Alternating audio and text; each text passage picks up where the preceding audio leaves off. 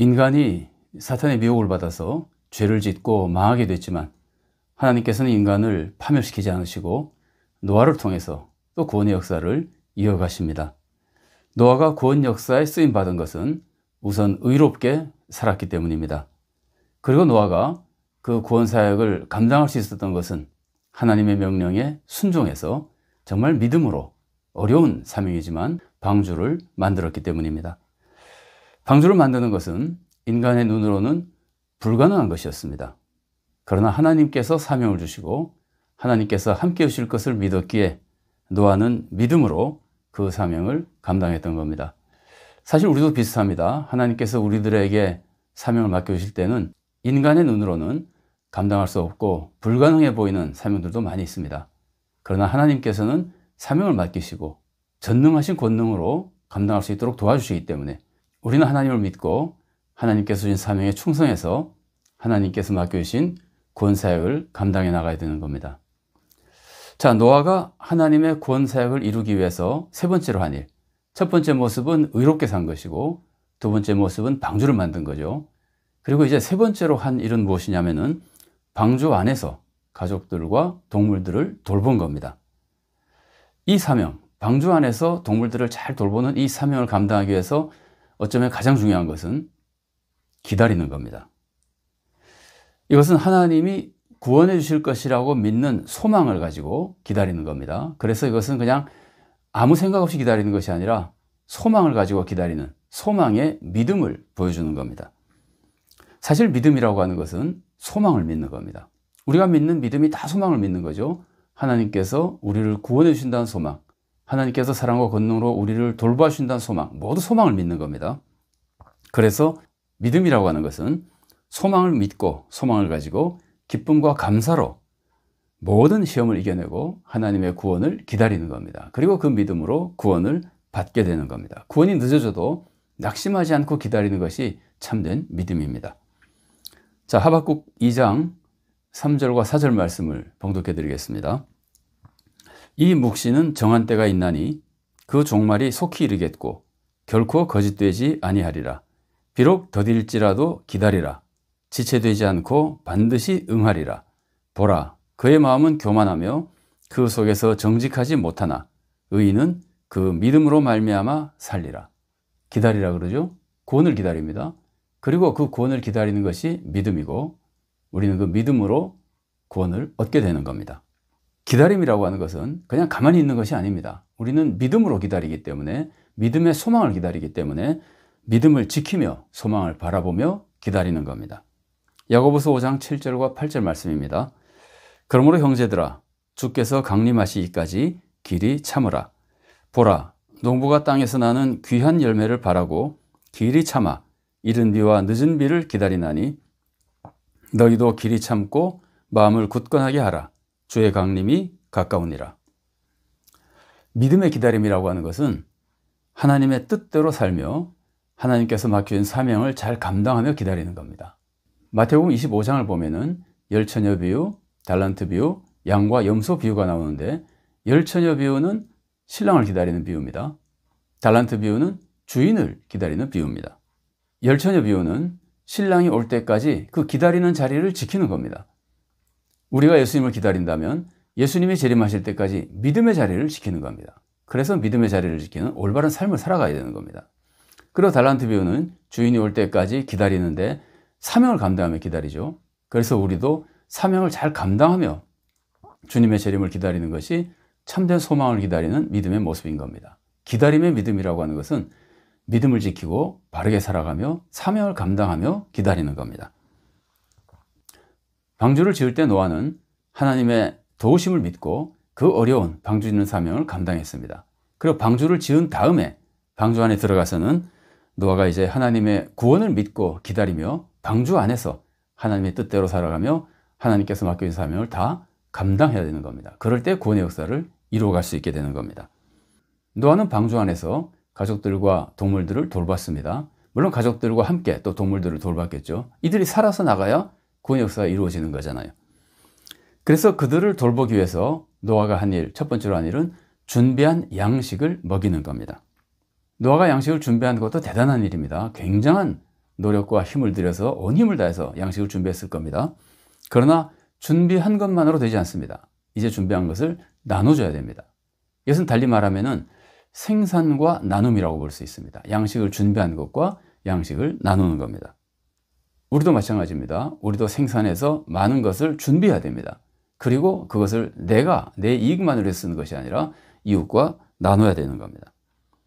그러니까 우리는 생산을 게을리하는 실수를 저지를 수도 있지만 생산을 열심히 해도 나눔을 게을리하는 혹은 욕심을 부리고 나누지 않는 그런 잘못을 저지를 수도 있는 겁니다. 우리는 생산과 나눔을 다 감당할 때 구원의 역사에 참여할 수 있는 겁니다.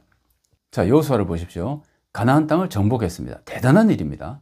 그러나 정복하고 나누지 않으면 어떻게 됩니까? 정복한 의미가 없잖아요. 정복한 후에는 나눠야 되는 겁니다. 여호수아는 땅을 정복하고 나눔으로써 구원의 사명을 감당하는 겁니다. 마태복음 25장에 나오는 달란트 비유와 양과 염소 비유 보십시오. 달란트 비유는 주인이 올 때까지 장사하는 사명을 잘 감당하는 거죠. 장사해서 이익을 남기는 것, 이건 달리 말하면 생산의 사명을 감당하는 겁니다. 양과 염소 비유는 뭡니까? 양과 염소 비유는 나누는 거잖아요. 내가 가지고 있는 것을 사랑으로 나누는 것을 가르쳐주는 말씀입니다. 그러면 이 두 비유가 가르쳐주는 게 뭡니까? 달란트 비유는 생산하는데 생산해서 꼭 나눠야 된다는 겁니다. 생산하는 목적은 이웃을 돕고 사랑하며 나누는 데 있는 겁니다. 또 반대로 이웃을 돕고 사랑하고 나누기 위해서는 생산해야 되는 겁니다. 없는데 어떻게 나눕니까? 생산한 게 있어야 나눌 수 있는 겁니다. 그래서 우리는 생산과 나눔의 사명을 잘 감당해야 되는데 노아는 양식을 준비하고 그리고 그 양식을 동물들에게 잘 먹임으로써 나눔의 사명까지 잘 감당한 겁니다. 이것이 산 믿음으로 사명을 잘 감당한 그리고 구원사에 동참한 노아의 모습인 겁니다. 교회도 마찬가지입니다. 교회도 양식을 먹여야 됩니다. 교회가 양식을 먹인다면 두 가지 모습을 생각해 볼 수 있습니다. 교회를 먹이는 것과 세상을 먹이는 겁니다. 달리 말하면 성도를 먹이는 것과 불신자를 먹이는 겁니다. 교회를 먹이는 모습 보십시오. 교회를 먹인다면 우선 말씀을 먹여야죠. 이 말씀이라고 하는 것은 사람의 말이 아니라 하나님 말씀을 전하고 먹이는 겁니다. 이게 결코 쉽지 않습니다. 여러분 중세 종교개혁을 보십시오. 중세 종교개혁 때 중요하게 외친 모토들이 많이 있죠. 그 중에 가장 대표적인 것 하나가 오직 성경입니다. 왜 종교개혁자들은 오직 성경을 외쳤을까요? 성경 말고 다른 것을 자꾸 말하고 있기 때문에 성경을 외친 거잖아요. 그럼 다른 거 말한 게 뭘까요? 사람의 말입니다. 교회가 하나님 말씀이 아니라 사람의 말을 전하면 안 된다는 겁니다. 그래서 종교개혁자들은 오직 성경을 외친 겁니다. 교회에서 전한 말을 보십시오. 교황의 말, 사제의 말, 교회 가르침을 전합니다. 교리를 전합니다. 물론 그것이 성경 말씀에 맞으면 당연히 좋은 일입니다. 그러나 성경에 맞지 않는 교황의 말이나 사제의 말이라면 가르치면 안 되는 겁니다. 성경에 맞는 것만 해야 되는 겁니다. 그래서 교회는 사람의 말이 아니라 하나님 말씀을 전해야 된다는 것을 강조하기 위해서 오직 성경을 외친 겁니다. 교회는 사람 말을 전하지 않고 하나님 말씀을 전해야 됩니다. 그러나 교회가 교만해지거나 혹은 교회 지도자가 교만해지면 자기 말을 전하면서 하나님 말씀이라고 우겨대는 사람 말을 전하는 교회가 될 위험이 있습니다. 그런 시험에 빠지기 쉽습니다. 그래서 우리는 이것을 간단하게 생각하지 않고 정말 진지하게 하나님 말씀만 전하고 하나님 말씀만 먹이는 교회가 되어야 되는 겁니다. 그 다음에 이제 사랑을 먹여야 됩니다. 사랑을 먹이는 것 중에 감정적으로 사랑을 먹이는 것도 있습니다. 성도를 존중하고 사랑하는 것. 이건 감정적으로 사랑을 먹이는 것이고 또 물질적으로 사랑을 먹이는 것도 있습니다. 성도들을 잘 보살펴 주는 겁니다. 그래서 교회 안에서 성도들의 마음을 채워주고 성도들의 삶을 채워주고 물질을 채워줘야 됩니다. 성도들을 위로하고 격려해주며 성도들 중에 경제적으로 어려운 사람이 있으면 교회가 경제적으로 도와줘야 됩니다. 구제도 할 수 있고 장학금을 주고 이런 식으로 도와줄 수 있습니다. 자, 그 다음에 세상을 먹이는 걸 생각해 보십시오. 세상도 말씀으로 먹여야 됩니다. 세상도 위로해주고 정의를 세워주고 바른 길로 인도해 가야 됩니다. 그리고 또한 세상도 사랑으로 먹여줘야 됩니다. 세상도 위로해주고 또 세상에 물질적인 도움도 줘야 됩니다. 세상에 물질적인 도움을 주는 것 자체가 선교입니다. 물질적인 구원을 주는 것도 하나님의 구원의 모습 중에 하나입니다. 그래서 그것 자체도 선교고 그리고 또한 중요한 것이 물질적으로 도와준 선교를 하면은 그 교회 복음을 사람들이 잘 받아들입니다. 그래서 복음이 널리 전파되는 선교 열매까지 맺을 수 있게 되는 겁니다.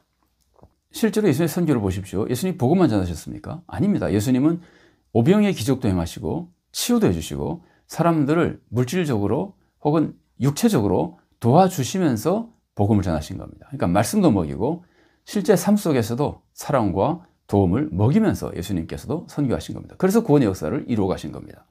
그리고 양식을 먹이면 또 뭘 해야 될까요? 배설물을 치워야죠. 사람과 동물이 건강하게 지내려면 배설물을 치워야 됩니다. 8식구가 아마 이 먹이는 것 못지않게 배설물 치우는데 정신없이 바빴을 겁니다. 그런데 이제 구원의 소망을 가지고 온 힘을 다해서 이 사명을 감당한 겁니다. 노아가 방주 안에서 구원의 역사를 감당하려면 먹이고 배설물 치우는 이 어려운 사명을 충성스럽게 감당해야 되는 겁니다. 우리가 이제 교회 생활에서 보자면 여러 가지 형태의 배설물이 있을 수 있습니다. 그냥 이 시간에 한번 구체적으로 한두 가지 생각해 본다면 우선 재정적인 배설물을 두면 안 됩니다. 재정적으로 교회는 깨끗해야 됩니다. 그래야 교회가 건전해지고 구원의 역사를 감당할 수 있습니다. 교회가 재정적으로 지저분해지면 성도들이 거기서 악을 행하기도 하고 거기서 시험에 들기도 하고 또 세상 사람들이 그렇게 재정적으로 지저분한 교회를 보고 시험에 들어서 교회 나오지 않게 됩니다. 구원의 역사를 이루어갈 수 없습니다. 교회는 재정적으로 깨끗하고 거룩해야 됩니다. 그리고 감정적인 배설물도 치워야 됩니다. 성도들이 교회 생활을 하면서 불평하고 불만하고 시기하고 경쟁하고 분쟁하고 이런 것들이 다 감정적인 배설물들이 더러운 것들입니다. 이런 것들을 다 치워줘야 됩니다. 교회에 대한 불평, 목사에 대한 불평, 혹은 다른 성도에 대한 불평, 이런 것들이 다 교회 안에 있는 감정적인 배설물들입니다. 우리는 이런 것들을 해소해줘야 됩니다. 사람들의 불평을 해소해주고 배설물을 치우기 위해서는 교회 지도자가 이런 불평을 다 받아줘야 됩니다. 가장 좋은 것은 그런 불평이 안 생기게 하면 제일 좋습니다. 미리 정말 깨끗한 환경을 만들고 공정한 교회를 만들어서 불평이 생기지 않도록 해주는 게 제일 좋습니다. 그러나 사람은 잘해도 불평할 수 있고 잘못해도 불평할 수 있습니다. 불평은 언제든지 생길 수 있습니다. 그러나 이제 불평이 생기면은 목회자나 교회 여러 분야의 지도자들이 그 불평을 해소하기 위해서 최선을 다해야 되는데 이때 중요한 것이 그 불평을 내가 받아줘야 됩니다. 교회에 대한 불평이 있을 때 내가 책임지고 내가 받아줘야지 내가 책임지지 않기 위해서 그 불평을 다른 사람에게 돌리면 교회 불평이 쌓이고 불평이 더 심해지고 분쟁이 일어나고 교회가 더 더러워지고 추해지게 되는 겁니다. 그러니까 지도자의 사명, 참된 지도자의 사명은 다른 사람들의 불평을 받아주고 내가 그것을 십자가를 지듯이 다 져주고 양보해주고 다른 사람들의 마음의 평안을 얻도록 도와주는 겁니다. 그럴 때 교회가 화평을 이루게 되고 구원하는 교회가 되고 교회 지도자도 참된 구원의 역사를 이루는 지도자가 될 수 있는 겁니다. 노아는 방주에서 놀고 먹은 것이 아닙니다. 최선을 다해서 사명을 감당했습니다. 이를 위해서 노아는 소망의 믿음 속에 하나님의 구원을 기다리며 정말 하나님의 뜻대로 말하고 행동하고 살아가며 또한 맡겨진 소명을 다했습니다. 그것은 양식을 먹여준 것이고 또한 배설물을 치워준 겁니다. 교회도 마찬가지입니다. 교회도 최선을 다해서 하나님의 소망을 기다리며 믿음을 지켜야 됩니다. 그리고 사명을 다해야 됩니다. 말씀을 전하고 사랑으로 돌보고 교회와 세상을 사랑으로 잘 섬겨야 됩니다. 이것이 선교입니다. 그리고 불평이 있을 때는 그 불평을 다 내가 받아주고 양보해주며 불평을 치워줘야 됩니다. 그래서 교회가 진정한 화목과 평강을 이루어가야 됩니다. 그럴 때 건강한 교회가 되어서 우리도 구원을 얻고 세상도 구원하는 참된 교회 사명을 감당할 수 있는 겁니다. 우리 모두가 이렇게 귀한 사명 잘 감당하는 복된 성도가 되고 좋은 교회가 될 수 있기를 바랍니다.